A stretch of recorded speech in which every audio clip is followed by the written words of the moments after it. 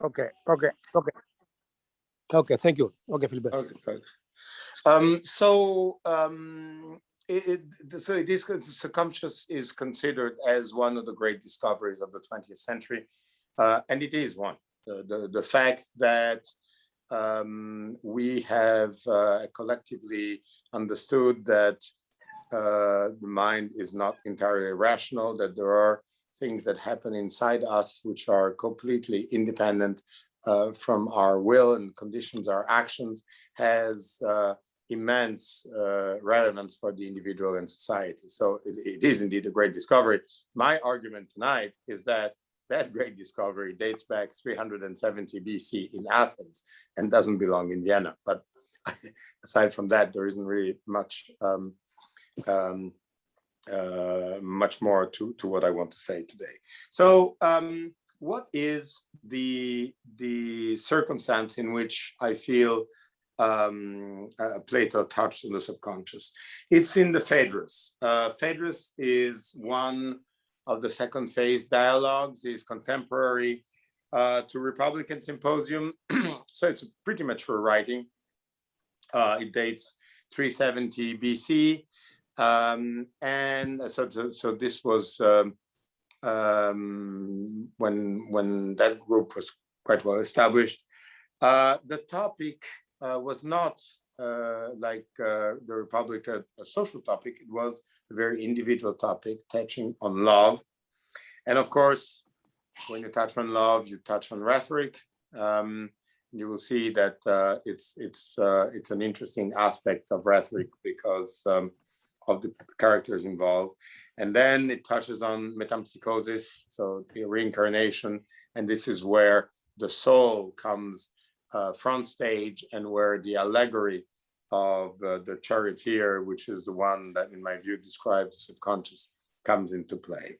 So who are the actors here? Well, there's of course Socrates, like always, and then there is nobody like the Phaedrus, the namesmaker of the play. It's actually, I call it a play because it is written as a play and not as the story of what has happened. So it's written as a play. But so Phaedrus, a very attractive, good-looking young Greek guy who flirts with Socrates and challenges him to a number of little things. And Socrates is interested in a speech. So there is a third character here, but he's not present, and is the character is Lysias. And Lysias is definitely not a nobody. Lysias is the son of Cephalus, and some of you remember that Cephalus is the person who invites everybody to the Republic. It's a house where the Republic is staged. So Cephalus, and Cephalus also is quoted a number of times saying thing intervening in the Republic. And Lysias, his son, is what you would call a superstar lawyer today. He is what was called at the time logographos.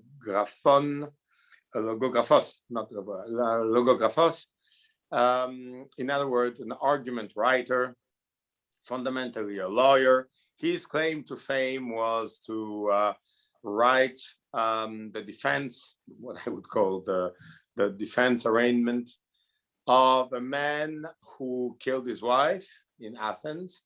And his argument was that that was done in full respect of every single law in Athens. And I'm pretty sure it takes a very good lawyer to argue that you can kill your wife and being compliant with every law, at least in European countries.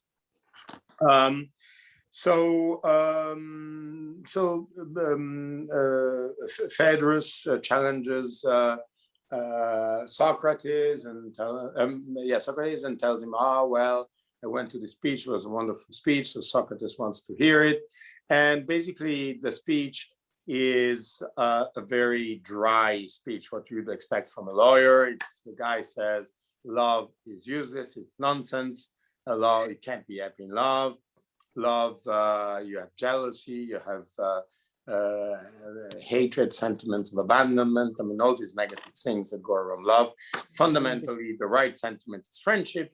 You want friendship. Friendship is the way to go. And then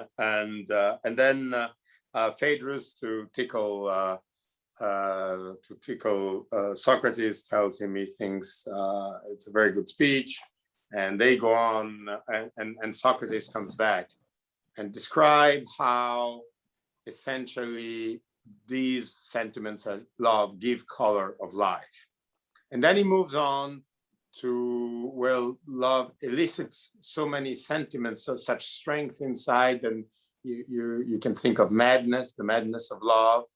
And then we come to the important part for the purposes of this conversation.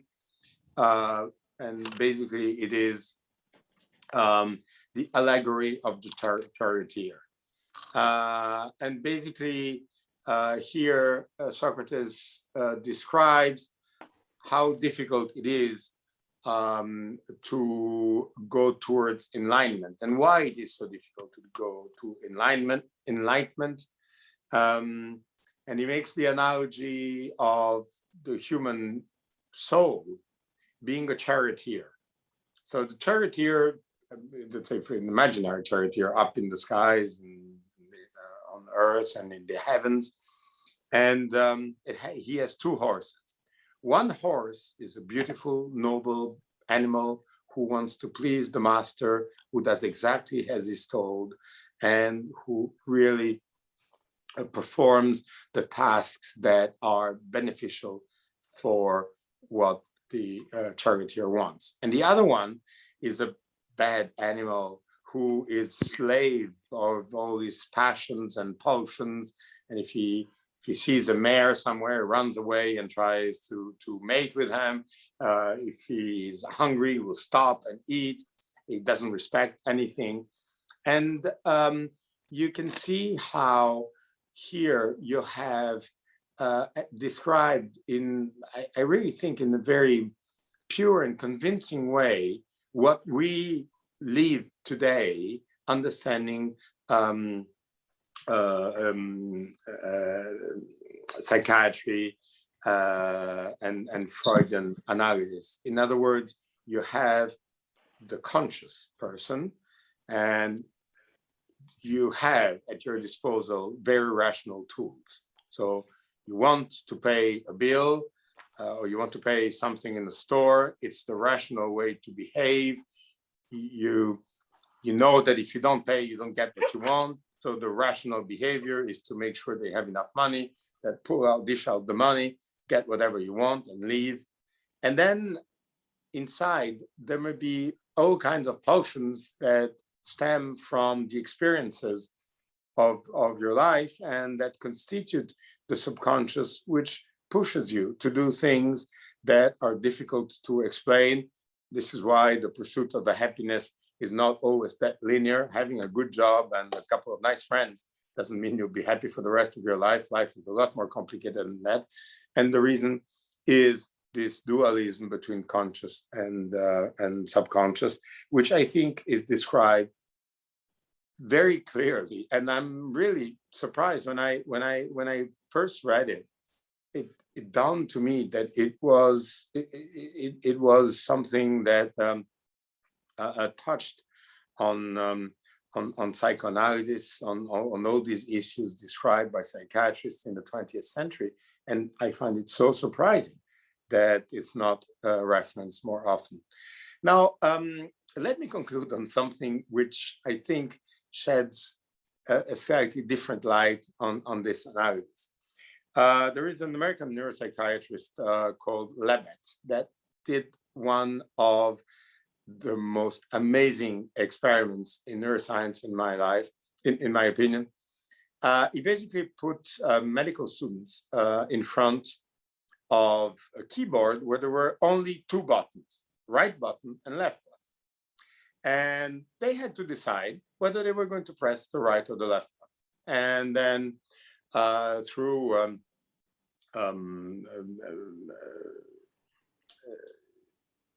neuroelectrical monitoring devices, they were monitoring the brain activity region by region. And of course, you would all expect the prefrontal lobe, which is the lobe where you have consciousness. If you're right-handed, it's presumably your left prefrontal lobe, where you would decide what to do. And then your motor cortex, probably your left side motor cortex, if you're right-handed, would light up and show that you were going towards the button and press the button. And actually, Lebed found out that it's not the case. Never the prefrontal lights up before the motor cortex. It's always first the motor cortex. So his conclusion was, well, in fact, what happened is all in the background. We are like passenger in the 747. We're not the pilots.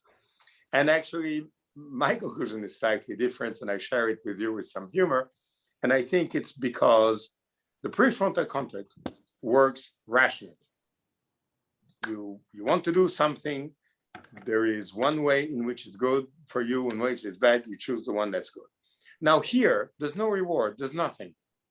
So you cannot make a rational decision on which button you're going to press. It has to be a decision that stems from the fact that, I don't know, you prefer your right arm to your left arm because your father slapped you on your left hand, or something sort of that has nothing really rational.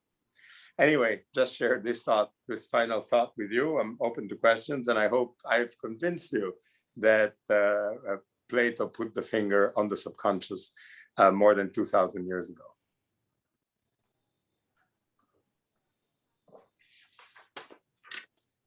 We have with us Professor Papageorgiou,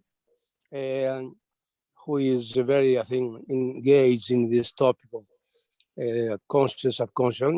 Labi, can you ask some questions, please, and coordinate the meeting? Unfortunately, I had a very difficult connection, and I could not follow the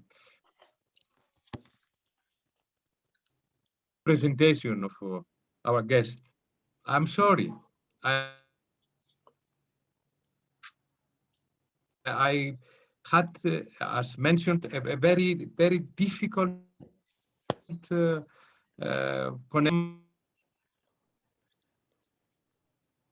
Unable to comment or participate in a further dialogue.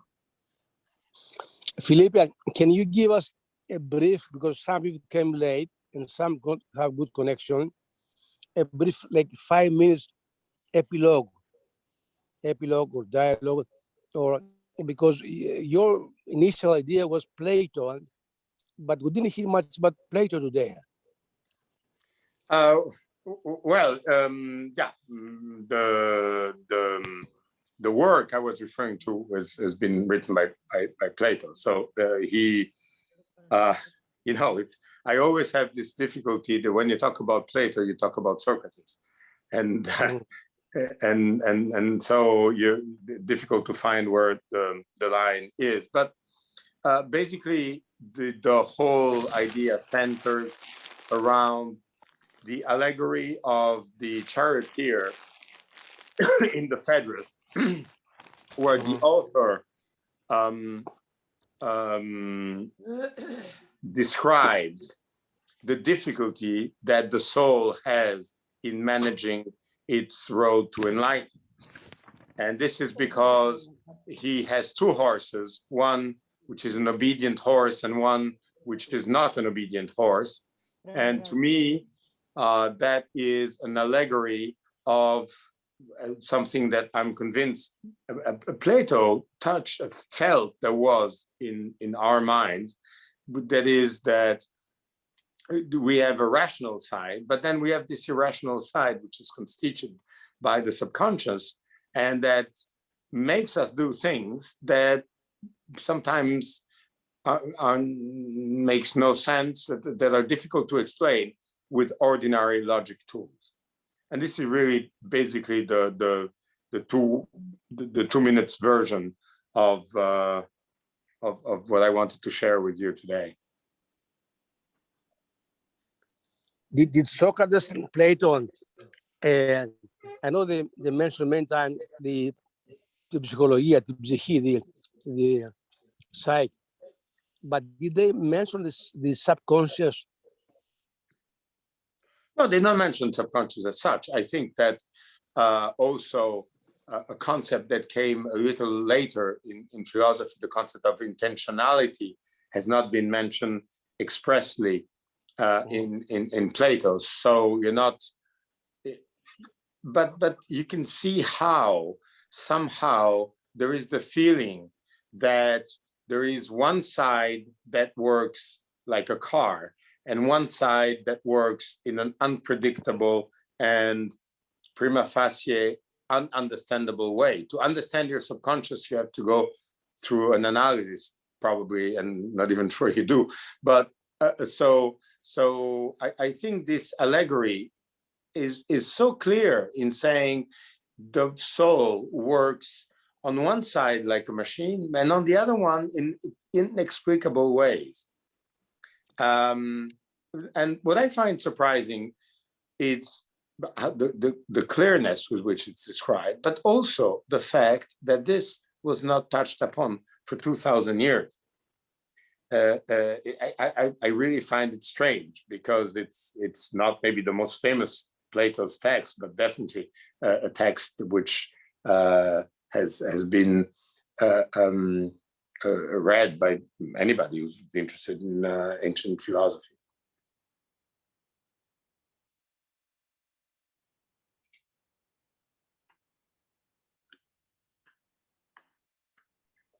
Okay, we're open to questions.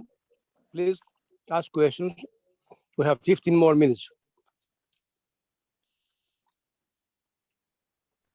Mr. Yodis, I want to ask a question. Dr. John, yeah. So I heard it's very interesting. Even though I'm a doctor, I haven't cleared out in my mind, and I would like an answer since we heard all this, about something that lately is more in the trend, let's say, to discuss about the unconscious. So the whole discussion today was about the subconscious, but which of these are done by that? Which of what you said is done by the unconscious? What's exactly the difference, and which is more important eventually as a factor that we cannot control, let's say? Well, let me give you a two-step answer. The first one is that I really wanted to dwell only on the fact that Plato had the intuition that there is something that works inside us completely independently from our rational consciousness. So, because you rightly raised the question of subconscious, unconscious, and so on, even Freud, at the beginning was talking about subconscious and went into unconscious. First of all, I don't know enough psychiatry to say anything that makes any sense on that topic. All I can tell you is that you're right. It is a serious topic, and it's a very sophisticated topic. But my point was, look, the wonders of Plato, the wonderful thing that Plato did on this is that he sensed what nobody sensed for 2,000 years after him. And then it took the geniuses and the giants of philosophy and psychiatry of the 20th century to somehow put some structure and some sense to it. Yet I feel he did put his finger on that. And that is really my only point. I agree with you that the topic is much more complicated, but that was not the topic of this presentation. Yes, I understand. Thank you. It was the first, let's say, glimpse of the issue back then. And now it's analyzed more as we go on. Yeah, of course. Yeah. I think, what one would have expected, like with the social writings, or even more so when you go to Aristotle, that people spend centuries poring over these documents and dissecting them and analyzing them and coming up from the Arab world to the Christian world, especially in the case of Aristotle.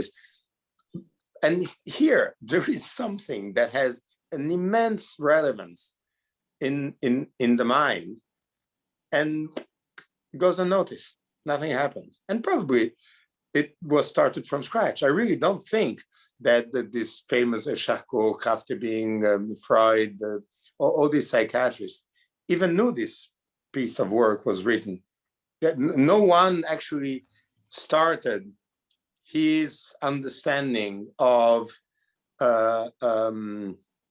this dual structure, conscious, subconscious, unconscious, whatever it is, from this text. This text somehow was left in the wind, and nobody used it. Yet that was one of the major discoveries, in my opinion, and certainly one of the leads towards that.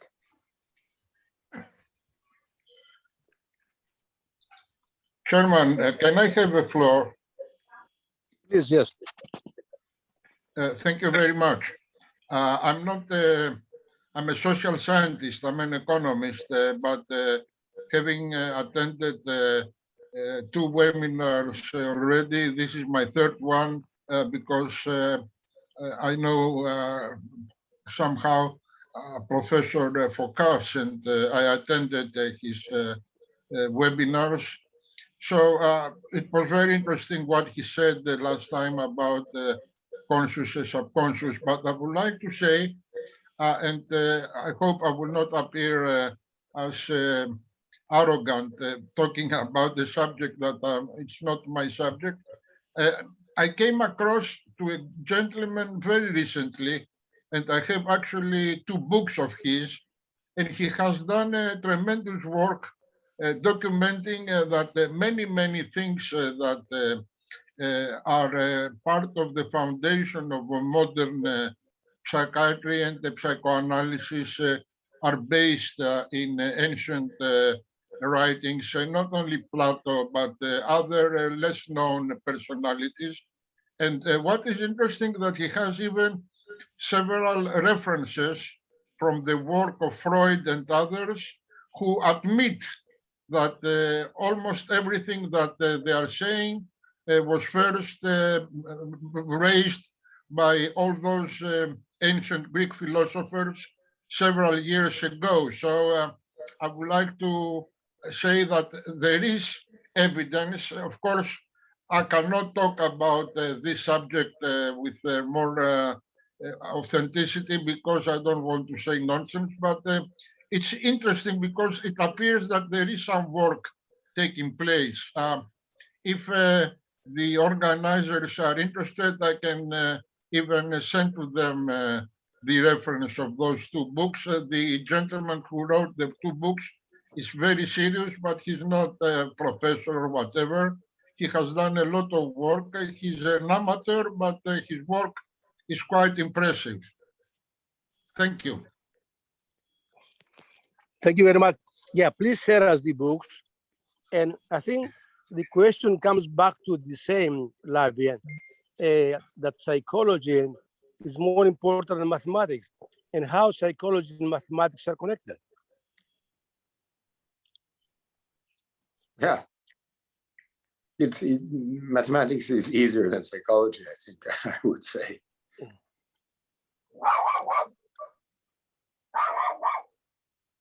Lavi?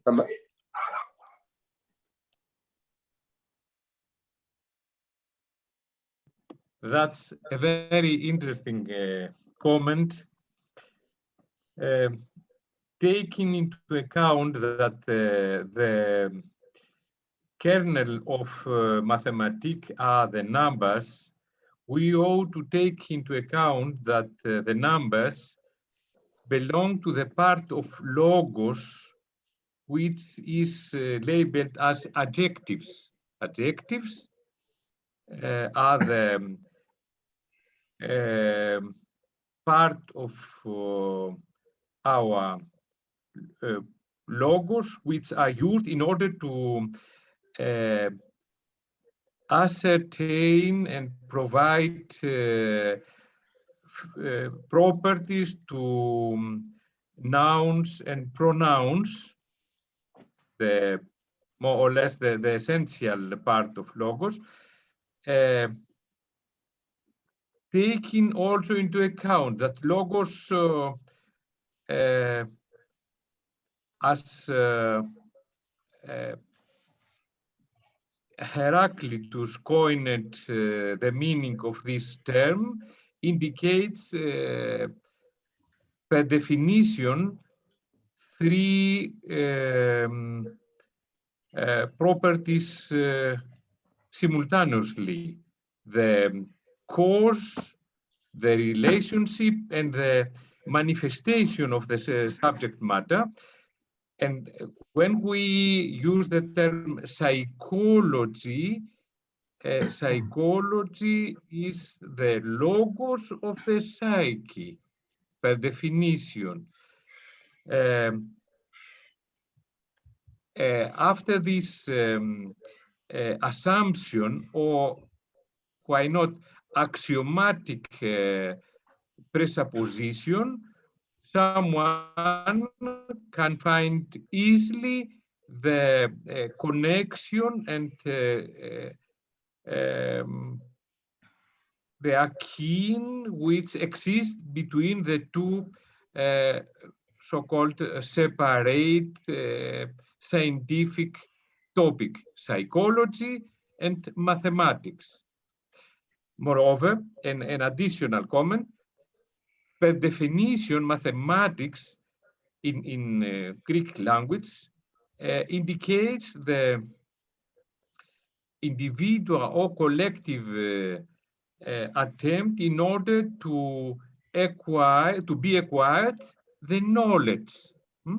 The mathematics is the branch of science which has the best possible closeness to learning.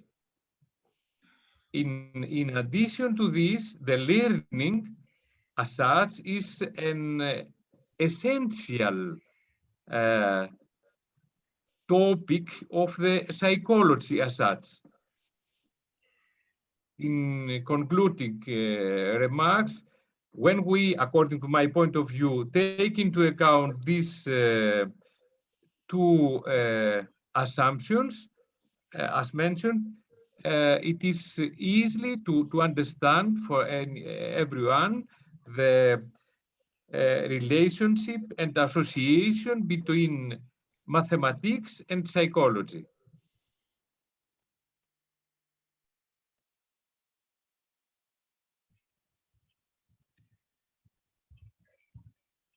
But the question remains, Laben, is the subconscious derives from the brain or from the psyche?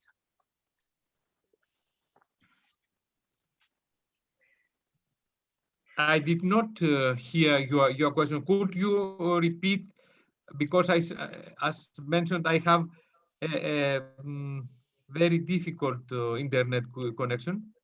Okay, the big question remains if the subconscious is derived or directed by the brain or by the psyche of the psyche.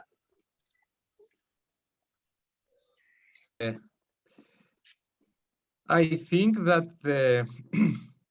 we have a very didactic example from Plato regarding your question, and I think regarding the presentation of our preeminent guest.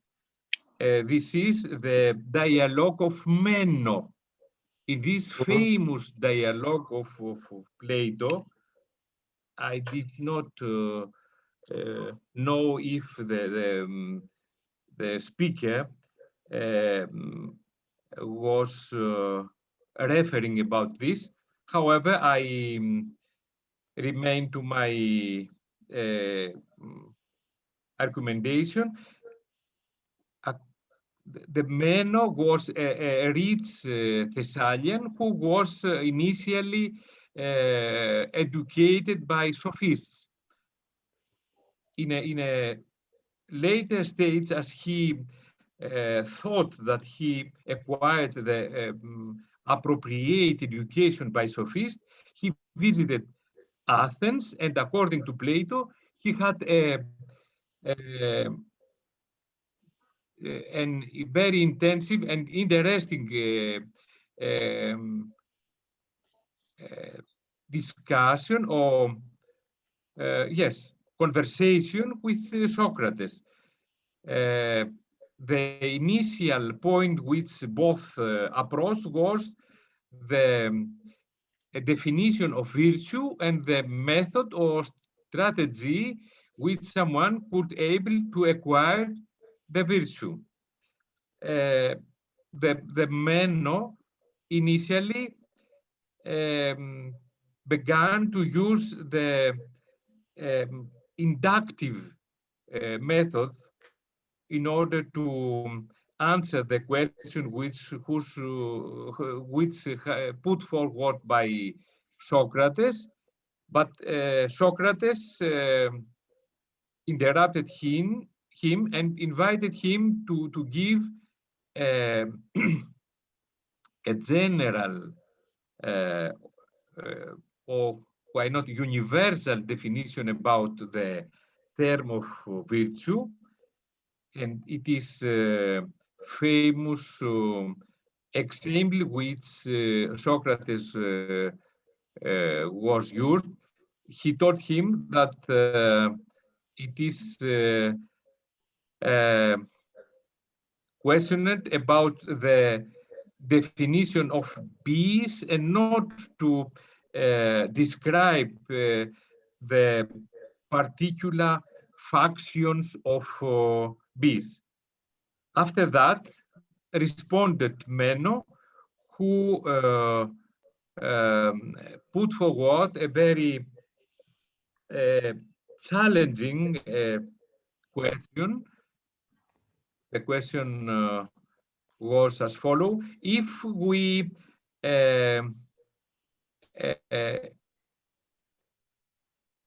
find knowledge, but we are unaware about the particular knowledge, how we are sure that we found or met the knowledge.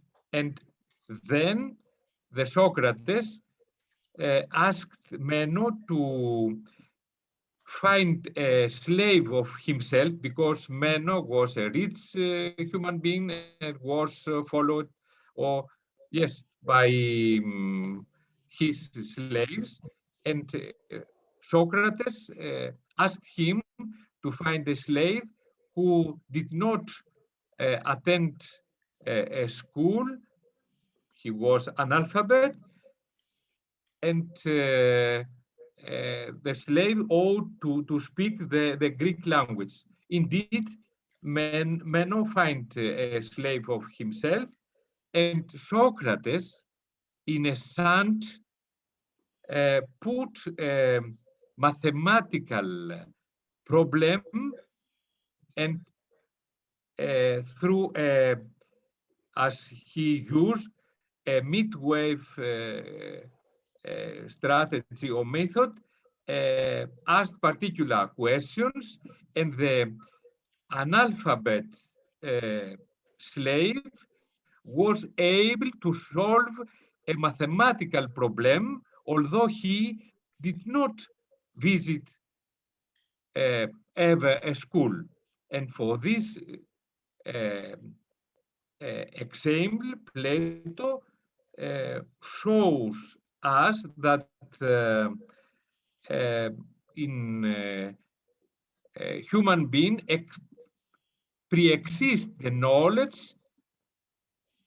Someone could say that this is an kind of unconscious inheritance, and this inheritance under particular conditions could be revealed. And this is, according to my point of view, a very useful and valuable example which shows that between mathematics and psychology exists a very didactic connection. Thank you very much, Labin.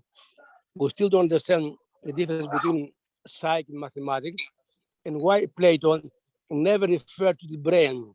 He always referred to the psyche. May I say something? That's not true. Very often Socrates, Plato,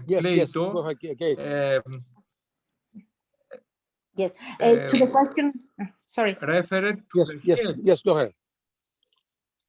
Yes, go ahead, please. Me, all right. So to your question before, if it's the unconsciousness, subconsciousness is directed from the mind or from the soul, maybe the answer is from the mind, because in so many experiments that have been done with Freud under hypnosis, all the people could often remember with perfect clarity events from even 50 years before. So maybe all these things is done by neurons, and the function of the subconscious mind can retrieve the data from our neurons. Maybe this is how it's directed.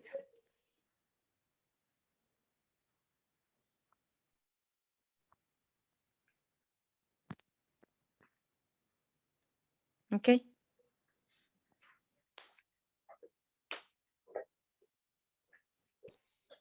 No, thank you. You agree with Professor Foucault, who thinks the brain is the biggest achievement of nature.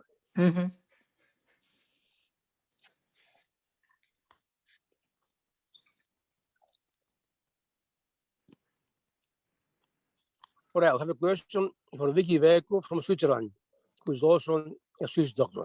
Vicky Sakuna. Hello, thank you very much for this excellent talks from all of you.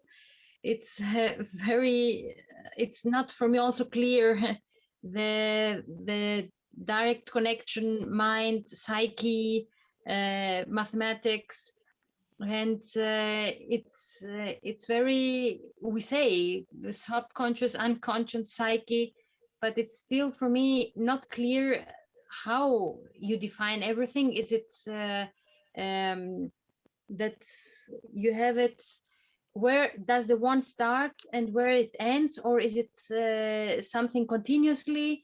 Do you need or where or from where, for example, comes in the end the unconscious, subconscious, and does it stay there from alone? Is it also the neurons?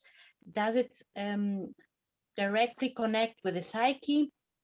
We say some, we try to explain, both of you, some parts, but it's still not easy to understand and to say, okay, I've realized, and I somehow can imagine how the connection is. I agree with you. Good question. Philippe? Well,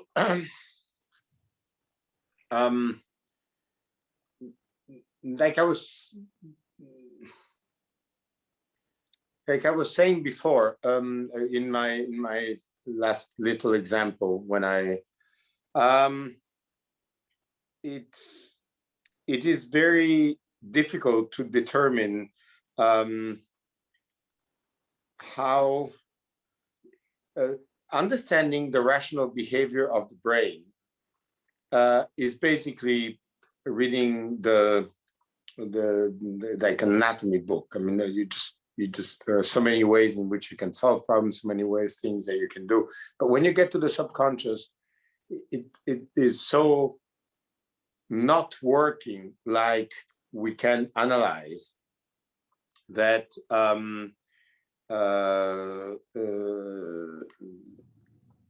it is very difficult to say how the process works.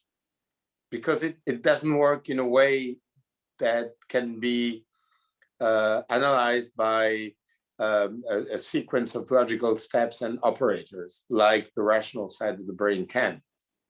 I don't know if this addresses your question.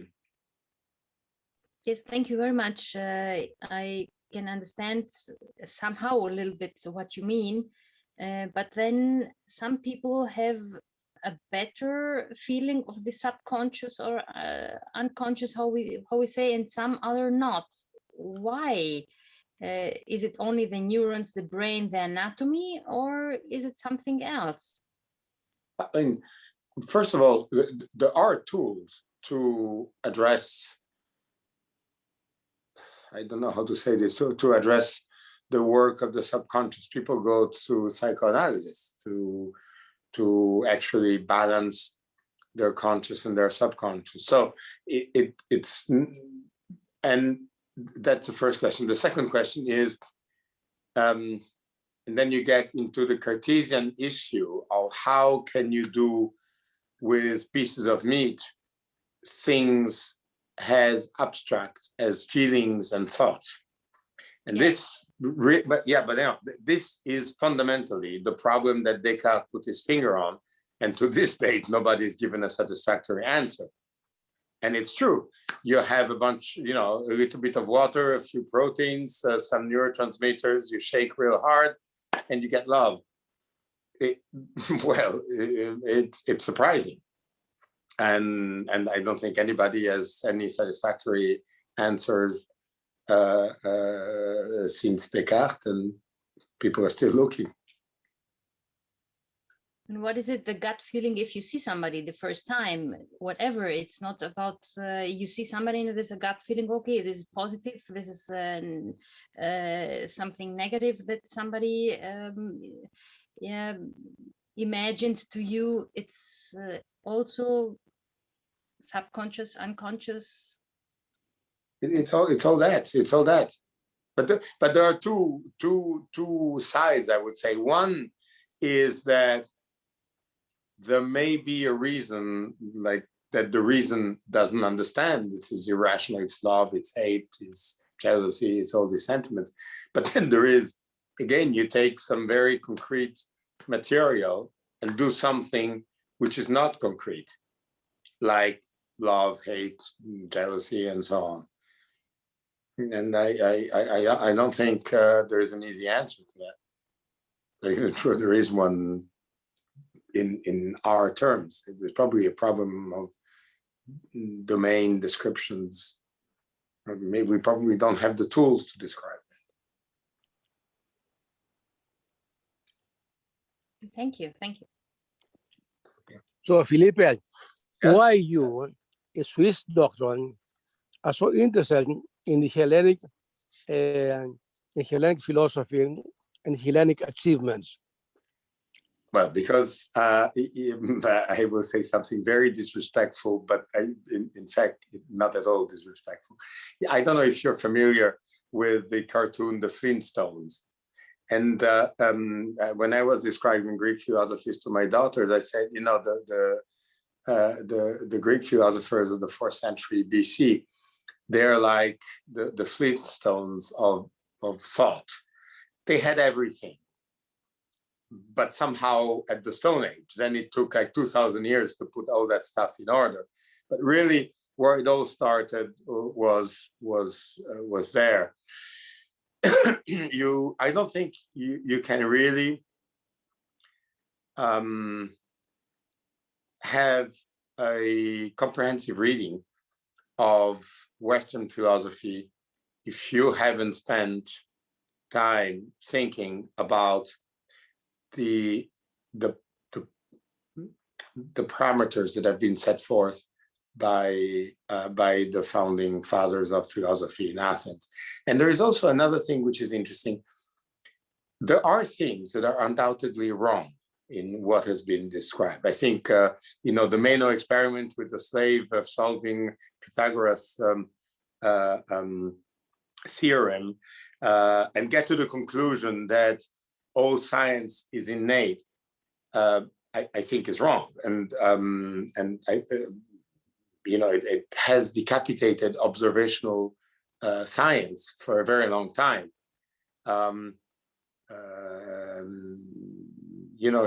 If you look at Aristotelian mechanics, nobody has checked until Galileo Aristotelian mechanic, and that was not because Aristotle was a big guy in philosophy, but it's not that people would not respect him. It's like there was this premise that everything is inside, so somebody very clever can just write it out and you don't need to observe anything. Observational physics was not important. But yet, even then, even if there was such a fundamental mistake, the whole process of analyzing the whole process of looking how the world works is the foundation of science. And to conclude, logic to me is like, it's totally Aristotelian, it's totally Greek. It was rediscovered at the end of the 19th century. It's one of the most incredible tools in thinking, in thought, and it was left aside for 2,000 years. People did logic in the Middle Ages, but from the Renaissance onwards, it was not quite studied as much as mathematics, and was rediscovered at the end of the 19th century. Anyway, it's like, why are you Greek and you like Ferraris? Just because they're the best.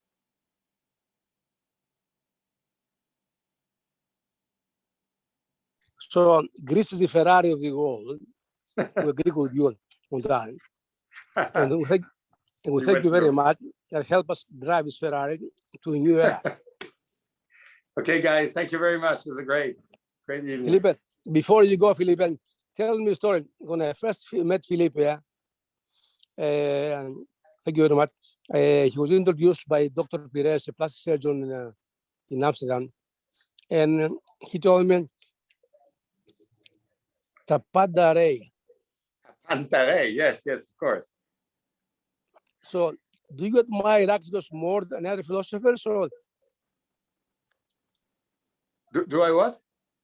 Admire Heraclitus more than other Greek philosophers, or no? I'm when it comes to ancient Greece, I'm as a very banal Aristotelian. I think Aristotle set the foundation to so many things. Everything that you read, you can put the book down and then spend half an hour and you have so many things springing into your mind. And he really was the first scientist, the first true scientist. And everything goes back to him. Now, if you want, one day I can share with you the path through which Aristotelian philosophy reached the West, which is not the most direct path for very simple linguistic reasons. There was a saying in the Middle Ages, Grecum est non legitur. So the Greek writings in Greek were completely useless. Nobody looked at them. And there are two theories on how these Aristotelian writings reached Spain and Italy, which were centers of culture at the time. And one is through Avicenne and Averroes, through Northern Africa, in translations into Arabic and subsequently into Latin. And the other one is through a monastery in Normandy, where they translated from Greek to Latin, which is something very, very, very uncommon. Anyway, maybe one day, if you want to be, I can share with you. Actually, that's a good topic for next presentation, Philippe, because Aristotle is more close to the brain than to the psyche. So it connects what we talk today. Indeed, he is. Yes. But Plato's a great guy too. Okay, bye-bye, guys. Thank you so much, Philippe. Bye. Grazie mille. Thank you. Ήταν πολύ ωραίο. Είχαμε και αρκετά ελληνικά μέσα, αλλά εντάξει. Με ακούσατε? Κύριε Πρόεδρε, αν μου πολύ καλό επιτρέπετε, σας Πολύ καλό. έστειλα τα references για τα δύο βιβλία που σας είπα. Δεν μπορώ να αξιολογήσω τον επιστήμονα, αλλά είναι πολύ πλούσια σε υλικό. Έτσι λοιπόν δεν θέλω να δώσω κάποια σύσταση, αλλά είναι πάρα πολύ δουλειά λοιπόν και είναι πάρα πολύ ενδιαφέρον. Λοιπόν, το άλλο θέμα που είπατε τώρα προς το τέλος, για έναν μη ειδικό, νομίζω ότι έχει πάρα πολύ ενδιαφέρον και ίσως ως Έλληνες θα πρέπει να δείξουμε και μια γενναιοδωρία και εφόσον ο μιλητής μας ήταν Ιταλός, θα έπρεπε να έχουμε τη γενναιότητα. Είναι Ελβετός ο Νίκος. Ελβετός είναι, συγγνώμη. Πάντως είναι Greek Roman τελικά τα πιο πολλά πράγματα, αν θέλουμε να είμαστε πολύ ειλικρινείς. Αλλά τέλος πάντων, μην ανοίξουμε αυτή την κουβέντα. Τι είναι Greek Roman, η ιστορία, η φιλοσοφία? Λέω ότι η εξέλιξη της ελληνικής παιδείας και το ότι έγινε η βάση του δυτικού πολιτισμού κάπου πέρασε και μέσα από την ρωμαϊκή εξέλιξη και τα λατινικά και τα λοιπά. Και ίσως αν θέλουμε πραγματικά να ξαναβρούμε τις ρίζες, πρέπει ίσως να μην μονοπολούμε την πατρότητα και τη μητρότητα των πάντων. Μια προσωπική αιρετική άποψη. Να μην την μονοπολούμε, αλλά να την προτείνουμε. Ναι, βεβαίως, οπωσδήποτε. Οπωσδήποτε. Είπες τη λέξη παιδεία. Η λέξη παιδεία είναι από τις πιο μαγικές λέξεις για μένα. Η λέξη παιδεία.